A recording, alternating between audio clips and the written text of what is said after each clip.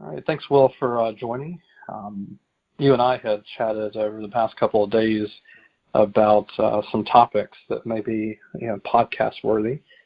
So the general topic here, we wanted to start with income inequality. That's a issue that's near and dear to a lot of the folks' heart, and then kind of go from there and see what happens. So you put some introduction there. I'll let you go and introduce yourself there. Oh, yeah. So I'm Will Beeson. I grew up in Texas. My dad's a particle physicist. My mother's she's done a lot of different things. She was a rocket scientist. She's done medical research. And then most recently, she's done embedded encryption for the military. For school, I did a couple years at West Point, but I left before the service commitment. I got degrees in math and physics from UT Austin. It was actually in college that I taught myself to code, and I immediately landed a job out of college at IBM Watson.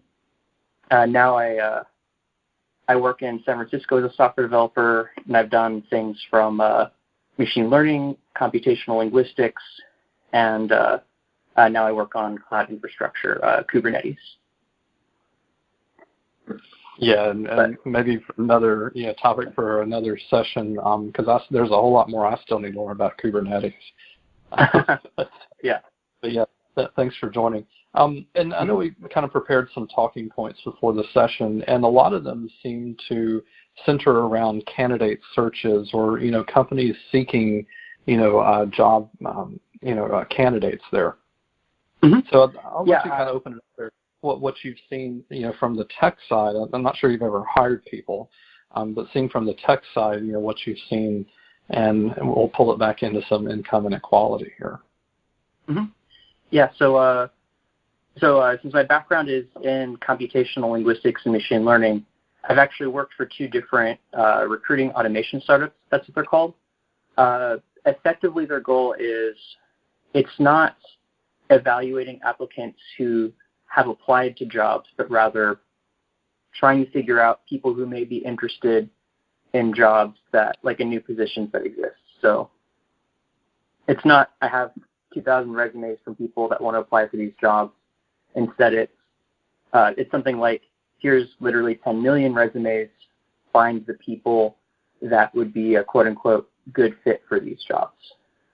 So while working in these positions, I got to see firsthand a lot of, not only a lot of resumes, but a lot of how companies that do recruiting think about how to find people, and then the systemic problems that arise from that. Yeah, so that is a good point there. I mean, I've done a little bit of hiring in my past, jobs there, and it was off of Craigslist. Just simply posting a job out there, and I found a couple of folks to work for me, back when I was doing hiring. But going from something like that all the way up to literally 1 million resumes. This is for one job posting? God, wow. So, so they'll usually what people will do is you can actually buy databases of resumes. For the most part, when you send in a resume to a company, there's a weird license agreement you usually have to agree to when you're making an application that effectively gives them the right to sell your resume. So there's actually resume aggregator companies where all they do is they collect literally millions of resumes. They try to figure out which sets of resumes belong to the same person. So you may have this profile has 5 resumes attached to it, and then those are resumes the person has sent to different companies that have an agreement with that resume aggregator. So then when a company is looking for new people, they'll purchase access to that database and then construct ways of doing searches on it. Yeah, so the first part of, as you mentioned, candidate searches, let's say that, kind of to dumb this down a little bit, that the job just simply requires customer service skills. Well, that's so broad and wide open. But what might, let's say, again, this is a company looking for customer service people. What would they typically you think look for, and sometimes it's not even a resume. It could just be a simple application and a Q&A that is asked on something there. But what might something stand out to these filters to kind of clue in? Now, it also could be, you mentioned this is an organization, quote, buying a lot of big data for a lot of different people. And so if they have access to that, I guess they may be charged by how many searches they do on it. And of course, it's also, okay, well this, website had a copy of this resume, and then the other interesting thing here is it feels like a credit report to me a little bit. Let's say that you then a week later submit a drastically different resume, to another company. Is there, I'm sure, again, the time that I spent with credit reports, there's some sort of, mismatch in there. And if you happen to leave out like a degree or something like that. Yeah, one of my coworkers actually was in the funny position of the resume aggregator that our company bought resumes from, had a mismatch between the coworker and it was some priest who lives in Minnesota. So it was the first thing that my company did after we bought the set of resumes was look through and see what does it think about all of us. So of course it had information on all of us, but for the one person it was they have this tech experience, but also they're currently working as a priest in Minnesota, and it's what? And it's that the systems they use to do these matches are they're very brittle. So if they don't have a lot of information to go on, they'll just kind of have it guess. But they don't have a great way of fixing mismatches. So if you get mislabeled in these systems, it can end up looking like you have either a bunch of irrelevant experience or just you have a very confusing set of resume experiences. But the resume aggregators are not at all upfront about that's the case. And when you do find these problems, they're very they have a big resistance to actually fixing these problems.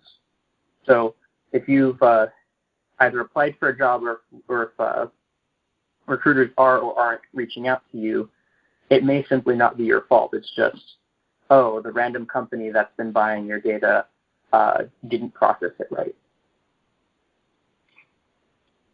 Yeah, and I'm actually doing a search, and I'll be curious to see that. Going back to my banking experience and dealing with credit reports, there's something called the FCRA, the Fair Credit Reporting Act. And my guess here is that this whole kind of business, as I'll call it, of cataloging and turning resumes into big data, that probably is not covered under the Fair Credit Reporting Act. Yeah, that would not surprise me at all.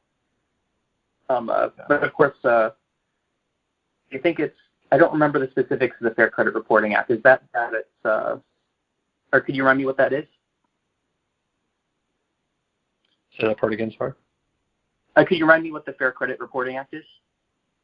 Yeah, so this is, I have to go back to the year that, let's see, it actually is from 1970 is how long this thing has been around. And, when you get a credit card, when you get a car loan, when you get a house loan, somewhere in that agreement is the agreement that, okay, to get this loan, you need to agree for this bank usually to submit your credit information to credit agencies like the Equifax, the TransUnions, and Experians of the world.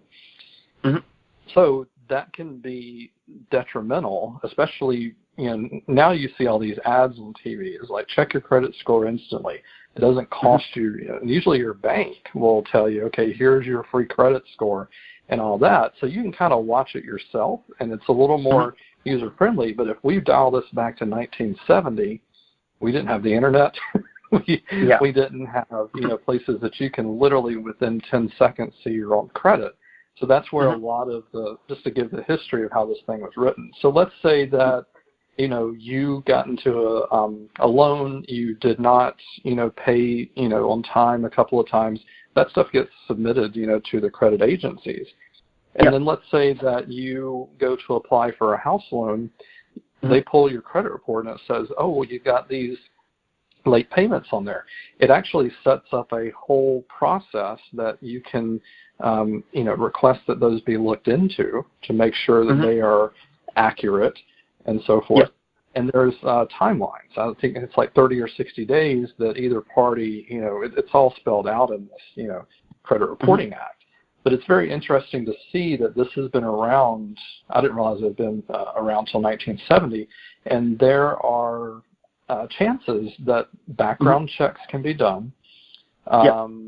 When it comes to credit checks, employment history verification. So I'll click on that here in a second. But some other areas, drug tests, criminal records, academic history verification, and even a driving record. So with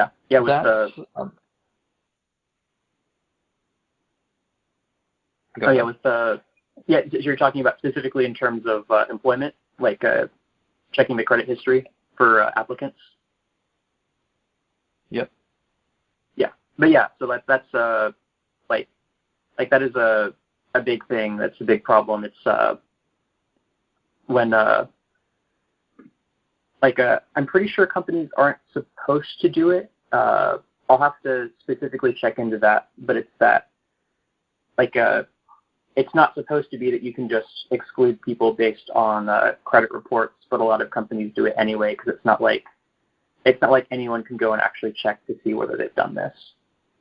But what's interesting is it's an example of people using an emotional bias to try to make what they think is an informed decision, because it would be convenient to be able to say, oh, if someone can't handle their finances responsibly, how can I trust them to do a good job?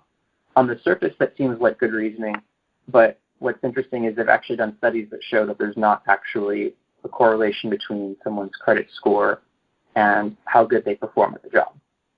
It ends up being this weird cycle of discrimination where I'm getting a call.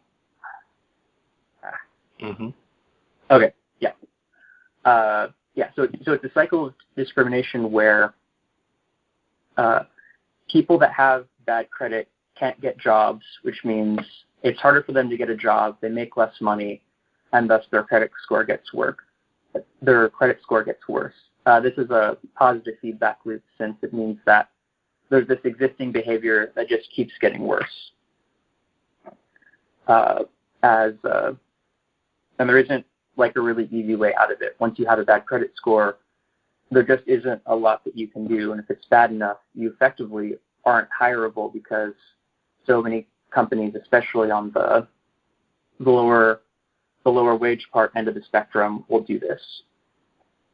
But it also ignores the fact that, especially in the U.S., there's a lot of people where their bad credit isn't even their fault. You can consider things like stolen identities, but in the U.S. specifically, consider healthcare, where over half of people who get cancer end up going bankrupt. That completely trashes their credit score, and means that, now they have these hundreds of thousands of dollars in medical bills that they can't pay, and now they also cannot get a job. So it's just what? What are you doing? Are you not aware that these exceptions to your model exist? Yeah, for sure. So to bring that, and you've already touched on a couple of times there, let's say that this job applicant had just even graduated college, or even some sort of trade school. They're out there, they're starting to job search. There are two sides of this. I'm not saying that that person should ultimately be scared of what we're talking about here, because they're just looking for a job. But it is kind of something that I would keep in the back of my mind. Not only what have I done, the whole time that I was older than 18 when it comes to credit, but all these other things, is that something that can just immediately disqualify me from any job consideration. Versus, someone who maybe even got lower grades than me in school, but if all this other stuff checks out green, they may have a leg up over even someone like me, trying to apply for that job. Yep. Yeah, it's very arbitrary and ridiculous, and the companies that have these practices are not at all open about the fact they're doing it. There's a term for it where you're like effectively your application has been excluded. You're not told that you would even like really like you're not told why. You're just sort of like, oh, you're not a good fit for this position. And it's like, okay, well, like you have no visibility into the system they were actually using to evaluate you. And in some cases, since they were doing something that was illegal to exclude you, like they obviously have an incentive to not tell you why they excluded you. Yeah. So what I'm reading here is that there's a chance, I don't know that sentence says, it says that a background check that an employer conducts on you, that's what the Fair Credit Reporting Act calls a consumer report. They must notify you in writing and get your written authorization.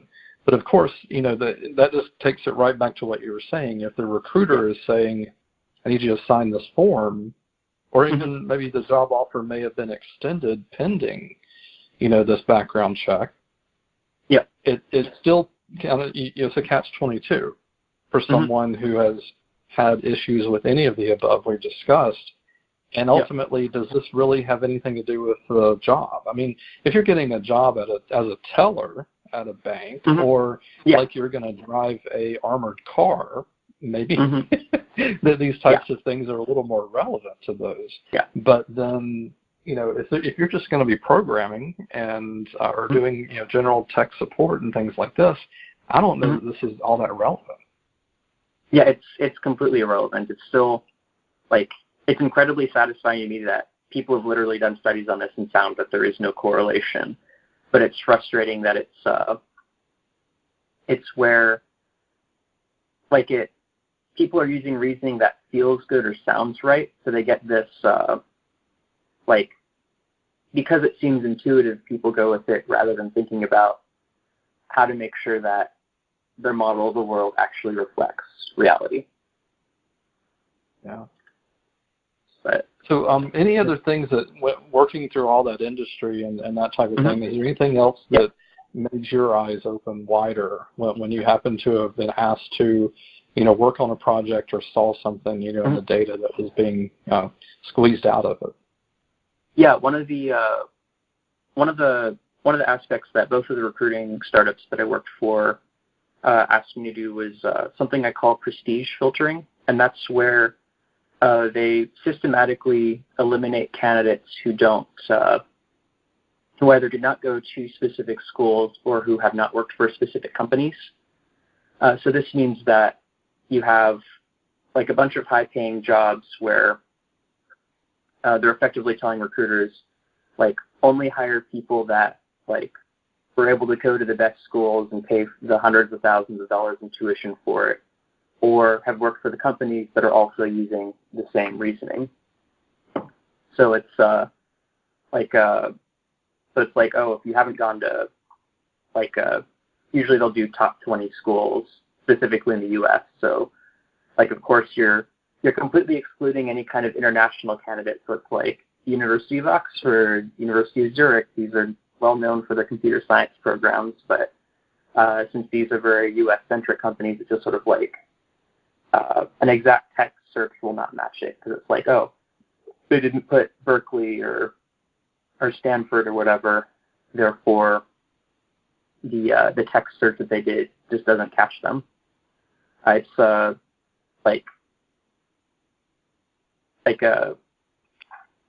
and this is another thing where people think that it gets them better applicants, but again, there's research that shows that it really doesn't. It's there is a known benefit to having an education, but where you got it from is a very poor predictor of how well you're actually going to do in the job. There's so much variance between individual people that it's almost meaningless.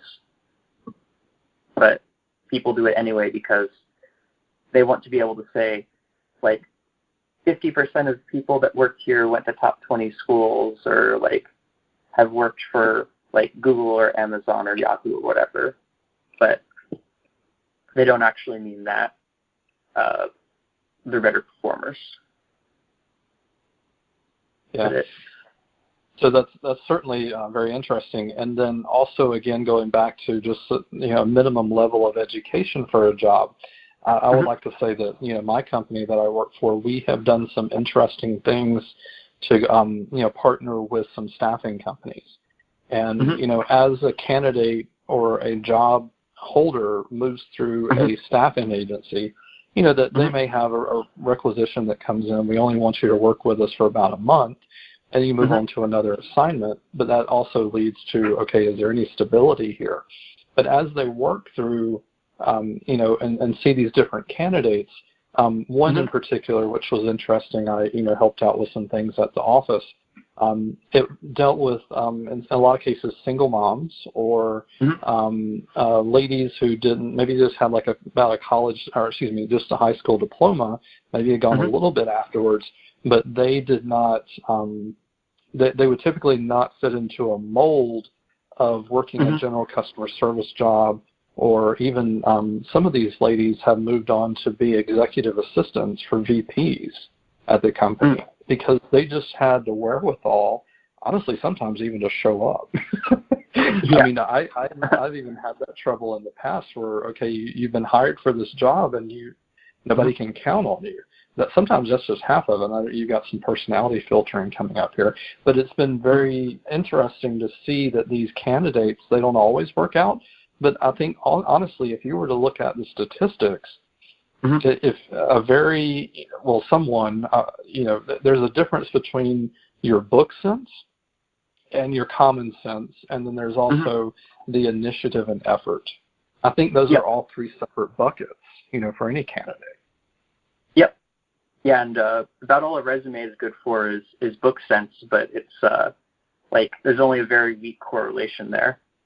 Like the other ones, people in interviews, the hiring manager, whoever's doing the interview, will try to get a sense of how much common sense does this person have, but it's such a vague criteria that it ends up just being it ends up being an unconscious bias test where it's not does the person have common sense, but rather it's is the person like me, i.e. usually white and male. Yeah. And I remember one of these particular tasks, so as I understood it, the staffing agency, they would meet with the ladies, I think it was once or twice a week. And let's say that the lady already had a job. Maybe this was scheduled, near that job. Some of these ladies, they didn't have their own transportation. They were relying on public transit to get back and forth. But there was an exercise that I heard about third or fourth party that some of these candidates, they would have a tendency to, I'll say, kind of talk back in the workplace. And so that they would put these folks together and do some forms of team building. They were almost kind of together in cohorts, and maybe do some reactions and say, okay, this is a situation. How would you normally react? And then, management at a, company might look at that and say, whoa, you need to step away from the keyboard, or you need to get off the phone call if you've got these tendencies to outburst and do.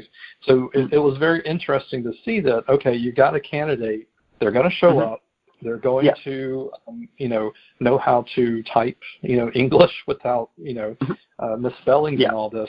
But maybe there was a shortcoming over here that they are mouthy. And how do you rein that in? You also have an interesting one in here on a talking point of a culture fit.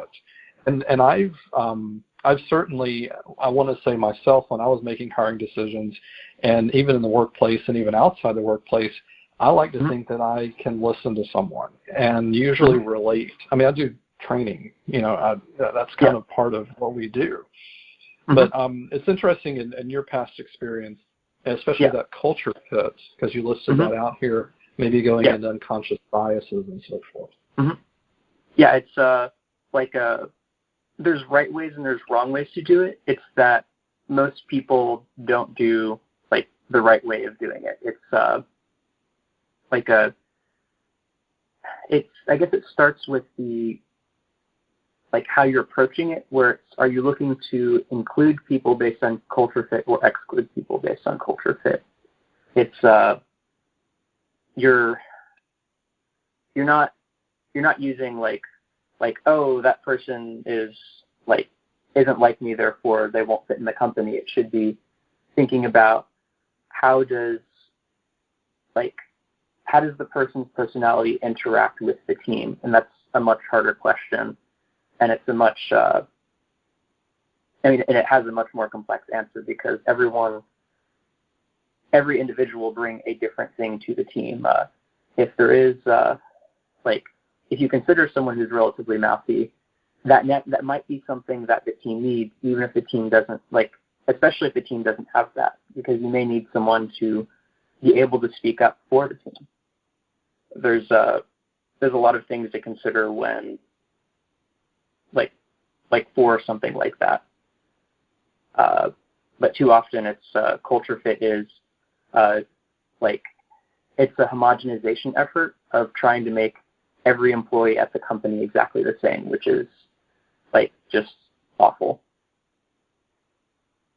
Yeah, but there's also the risk too, whether there's some unconscious bias going on, whether there is a reluctance to say, well, we've got this team, is this new candidate going to disrupt things? I don't know that people should necessarily look at disruption as necessarily a bad thing. If you look at public use cases, it goes all the way back to what I remember hearing about the Target scandal. Remember, the department store Target, years ago, they had that breach, and they were really the first, or one of the first ones, that there was a huge, public outcry that, oh, well, I don't know if my credit card's been stolen or what have you. But I remember going in and listening to Target and their corporate history. I think they're headquartered up in somewhere around Minneapolis, somewhere up north. And it was kind of I think they said the IT manager had worked for the company 15 or 20 years. And some of these folks had started out in maybe some lower end jobs and just worked their way through the corporate ladder. And it seemed to be that it was very difficult for outsiders to break into that type of mold. And what that eventually led to, if you want to place any blame, is that there were not very many people that were looking at the issue in a different way. I will say for myself, and I will say for myself that I sometimes maybe need to step away from the keyboard a little bit, but there's also this thing about me that if I see something wrong, I need to make sure that people know about it. And if it leads to a job termination, okay, I guess that's going to be what happened. But there's just a lot to learn here, I think. Yep. Yeah, it's people like the very easy, simple answers without thinking about their consequences. It's really hard to talk through and get people to understand that you have to consider the implications of the systems that you are implementing.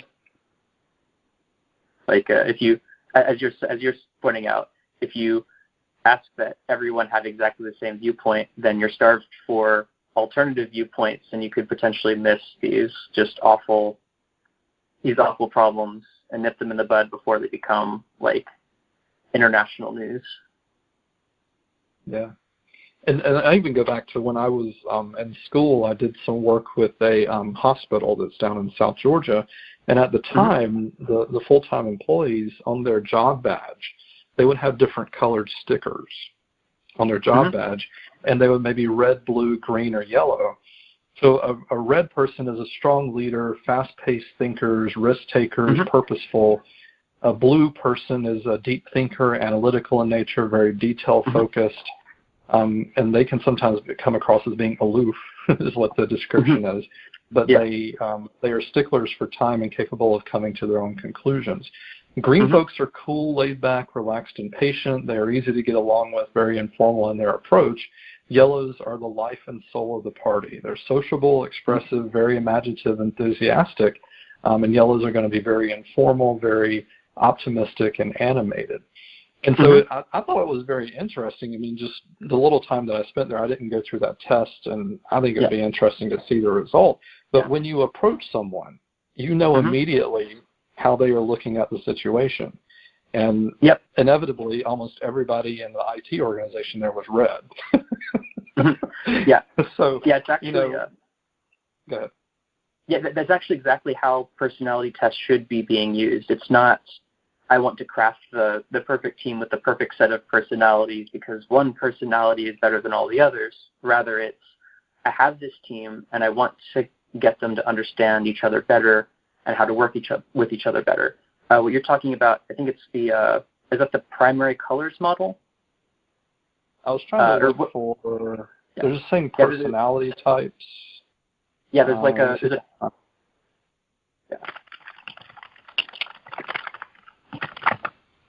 let's see. But the True Colors. Okay. Yeah, the True Colors personality test is really good for that. But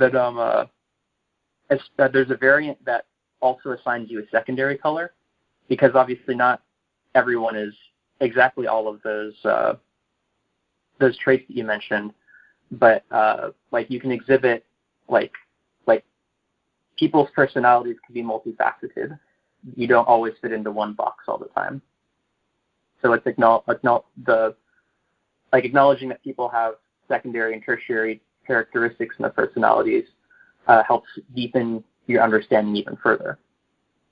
What's really cool is that they've shown that when you approach personality from the perspective of how can I help these people work better together, like it actually does improve their performance. It's not like, so it's, you want a team with varied personalities, but then you also want them to be aware of the variance in personalities so that they can work well. Because then now you have a bunch of different perspectives, you have a bunch of different approaches for looking at and solving problems, and that gives you a lot more power than like, oh, everyone's a red, oops. Yep. But bringing that back around to income inequality, I think I've kind of started on this a little bit. Let's say that someone is just entering the job market, they're just coming out of school. I think a lot of it is relevant even to, I'll just kind of joke a little bit, the boomers out there, that it's all the above, because you're still coming into the same filter for a job, that you're looking at this organization. I think you should own, your strengths and weaknesses and go in and say, for example, the recruiter may ask a question and you say, well, you're not going to like this answer, but this is how this is really going to play out, for example. I think that the right hiring manager and really ultimately the good fit, they can see through that and see, no, that this makes sense. This person really is not bluffing me, that they really know what's going on here. Yeah. The problem arises when people try to automate this process. So what they'll do is it's usually before the later interview stages where you're actually talking to like a hiring manager. It's either with the recruiter or it'll be a survey you're asked to fill out before you get to the point where you're talking to the hiring manager. Usually in the form of some sort of personality test. And this is where a lot of people, especially with mental health disabilities, where they get discriminated against, because you'll get a question like, it'll be like rate on a scale of least agree, or it's strongly disagree to strongly agree, something like, I often experience mood swings for no reason. A hirer would like to be able to say, oh, I can't have someone that experiences mood swings in a customer service position. But really, obviously, that question is biasing against people with something like bipolar disorder. But what that means is for anyone with some sort of personality disorder or any, even relatively minor mental health disability, they just immediately get selected out of jobs because of it. And that, of course, goes back to the feedback loop we mentioned before, where like people with mental disabilities can't get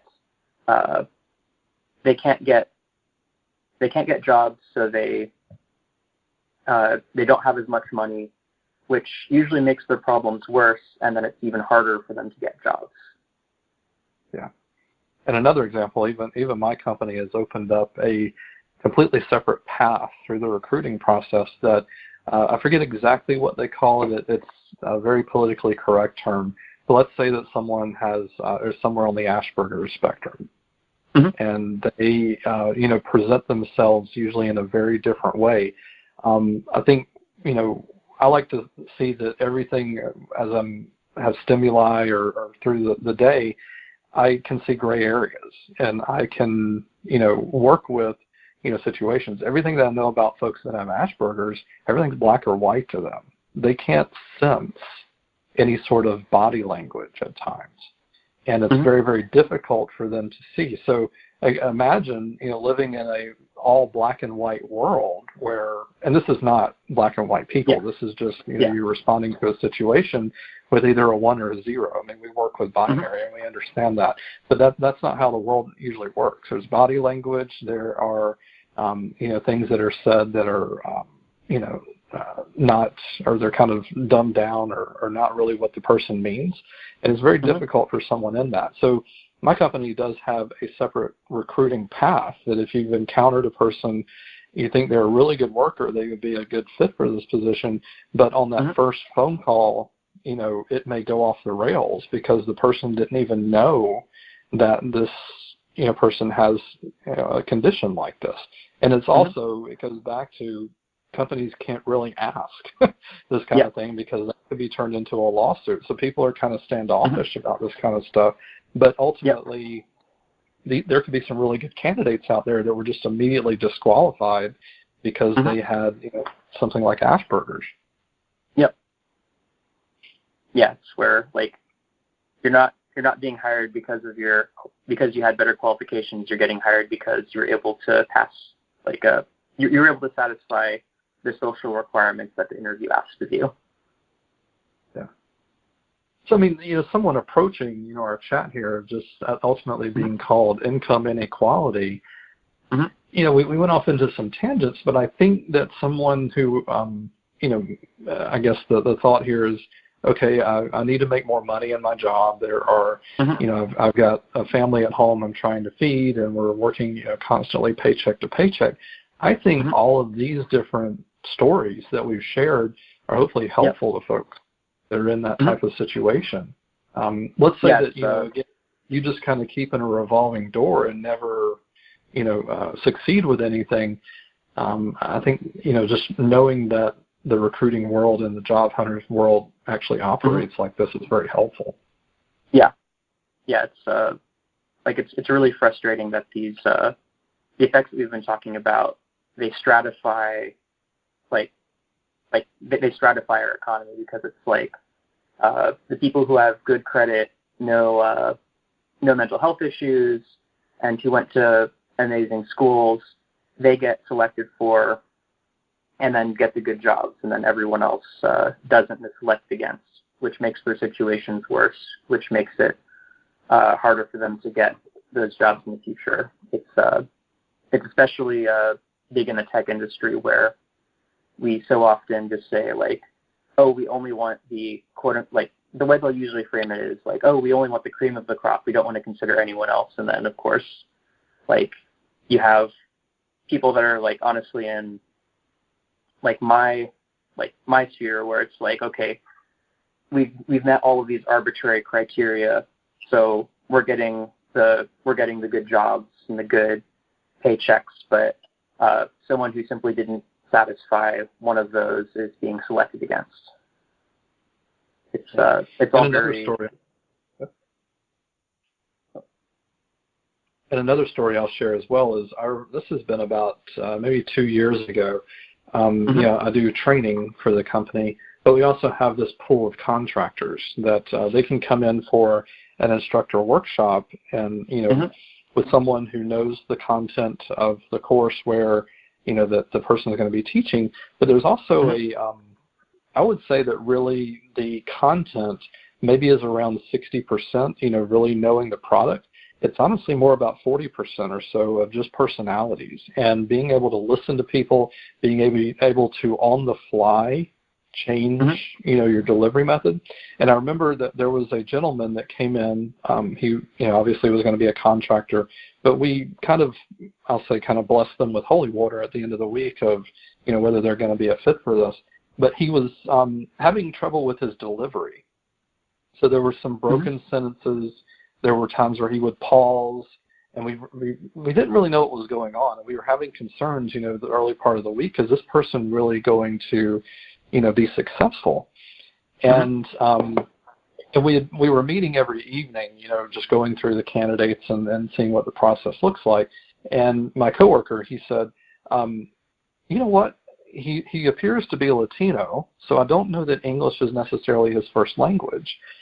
And so the next day we asked the gentleman to stand up and do the next module, and my coworker said, do you mind delivering this session in your most comfortable language? It was the difference between night and day. I mean, I only took 2 years of Spanish in high school, but he was so much more comfortable.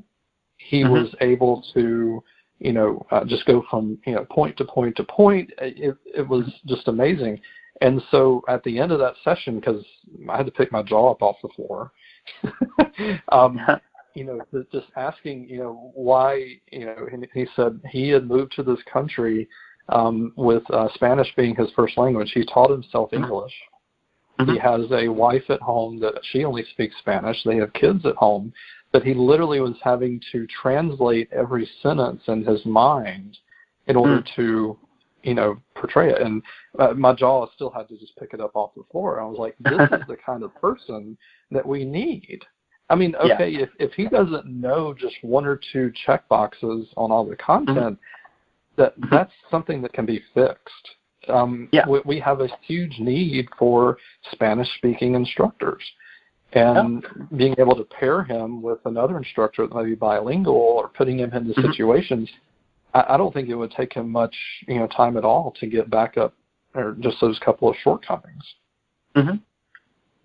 That's really cool. Yeah. And even to go further with anyone that is of Hispanic descent, there's an organization called StoryCorps, and they actually will sit down with you, not too different than what we're doing here, and just have someone tell about their life stories. And there have been a couple of stories, and there's even a really good manager in our company. He changed his name from Roberto to Robert because he wanted to appear less Latino, just simply as a resume coming across and that unconscious bias. He's one of the best, executives we have at the company. But him to have to tell that story to say, well, I changed my name from Hernandez to Smith, that's just completely crazy.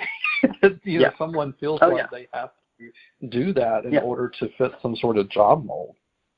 Yeah, but what's really frustrating about that is that it works, and it's essentially a requirement. I can't remember when the study was, but they created a bunch of resumes for jobs, and they had for the resumes, half of them had very white-sounding names, and half of them had very African-American sounding names. And the African-American resumes got, otherwise had no difference from the resumes with white-sounding names. And they got something like half the response rate than the white candidate resumes. It's just literally the only difference was the name. In some cases, they were literally going to the same companies, but there's this, it was, that's a black sounding name, and thus it got fewer callbacks. Yeah, that's just unfortunate. It shouldn't have a damn thing to do with it, honestly. Yeah. Well, we're getting up almost to 50 minutes or so. Anything else out of the discussion we've gone through that you wanted to go into?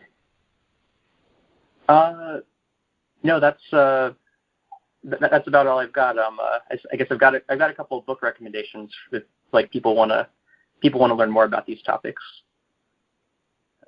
Sure. Yeah. So there's Weapons of Mass Destruction. That's Math, Not Maths, by Kathy O'Neill. The subtitle is How Big Data Increases Inequality and Threatens Democracy. She's a statistician, and she wrote on her experiences in handling big data and how it systemically biases automated systems against people.